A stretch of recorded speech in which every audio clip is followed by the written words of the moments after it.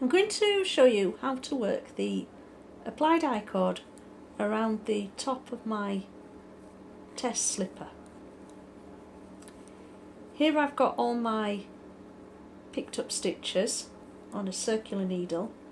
I've got some loops of cable because I'm using the magic loop technique to help me get around this small diameter.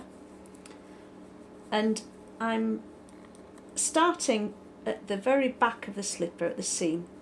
This is the last stitch that I picked up through between the steek and the slipper, and here's my yarn running from it. So I haven't broken off the yarn, I'm just continuing with the yarn. Because I've got to the end of that steek there, the yarn can carry on working. It's not got to come forward to the wrong side of the fabric through or anything because it's right at the end, so it's easy for it to carry on working there. And here's the first stitch that I picked up. So I'm going to find the yarn that's running from that stitch,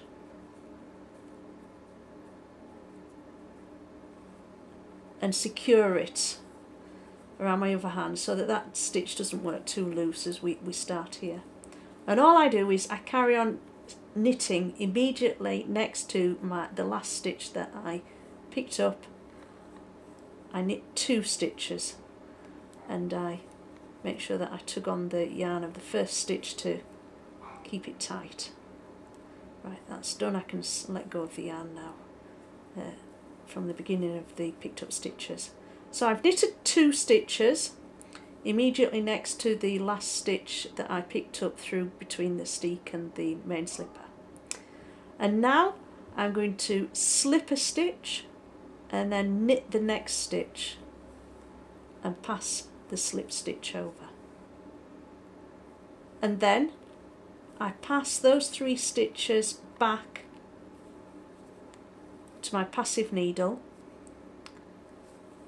and I knit 2, slip 1, I'm slipping the stitch knit twice, see, knit 1, pass the slip stitch over. And then I just repeat that process all the way around the top of the slipper. And the trick with applied I-cord is when you knit the first stitch after returning them, oh hang on, I just knitted that, I should have slipped it, slip it knitwise, knit 1, pass the slip stitch over, and then return the stitches to my passive needle. And I can show you again, the thing that I'm talking about is the yarn runs behind the other stitches to knit the first stitch, and the trick is to pull it tight, and then that forms the 3 stitches into a tube. I'm nearly knitting it again, look, it's slip knitwise, knit the next stitch, the next picked up stitch, pass slip stitch over, and we're just forming a tube, a cord of knitted stitches on these picked up stitches around the slippers. Turn 3 stitches to my passive needle, pull the yarn tight, knit 2, slip on knitwise, knit a picked up stitch, pass the slip stitch over. Return 3 stitches to my passive needle, pull the yarn tight, knit 2, slip on knitwise, knit the next picked up stitch from the passive needle, pass slip stitch over.